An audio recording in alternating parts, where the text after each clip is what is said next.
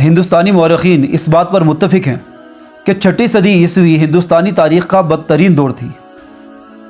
چھٹی صدی عیسوی تک وید کے 33 دیوتاؤں کی تعداد 33 کروڑ بلکہ لاتعداد ہو چکی تھی، جس میں عضو تناسل تک شامل تھے۔ مشہور چینی سیاح ہوئن سیانگ، جنہوں نے 630 عیسوی سے لے کر 644 عیسوی تک کا عرصہ ہندوستان میں گزارا ہے، وہ لکھتے ہیں کہ راجہ ہرش کے خاندان میں شیو، وشنو، بدھ مت، سورج ہر ایک کا پجاری تھا۔ ہر کوئی اپنی مرضی سے کسی کی پوجا کرنے کے لیے آزاد تھا۔ ڈاکٹر گستولی بان تمدن ہند میں لکھتے ہیں کہ ہندوؤں کے لیے ہر وہ چیز جس کا وہ مقابلہ نہ کر سکیں یا جو ان کے سمجھ میں نہ آئے خدا ہے۔ برہمنوں اور فلسفیوں کی ہندوؤں کو توحید پہ یا کم سے کم 3 خداؤں پر جمع کرنے کی ساری کوششیں بیکار ہو چکی تھی۔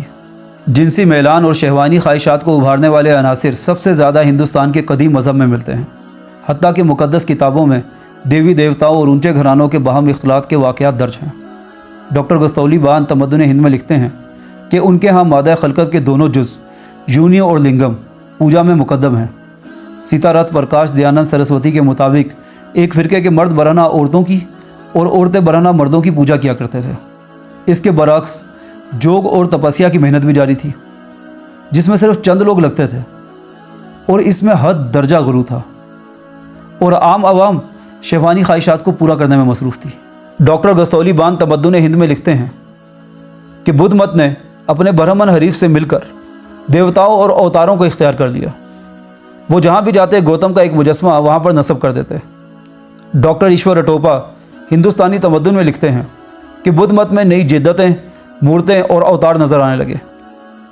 پنڈت جواہر لال نہرو نے تلاش ہند میں لکھا ہے کہ برہمنیت نے بدھ کو اوتار بنا لیا، اس کی وجہ سے سنگھ امیر ہو گئے، ضبط و قواعد بالکل ختم ہو گئے، اور عبادات کی جگہ سحر اور اوہام نے لے لی۔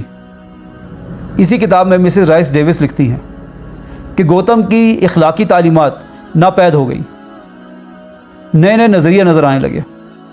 برہمنیت اور بدھ مت نے متبذل رسومات میں گر کر اپنی اصل گوا دی اور آپس میں گھل مل گئے۔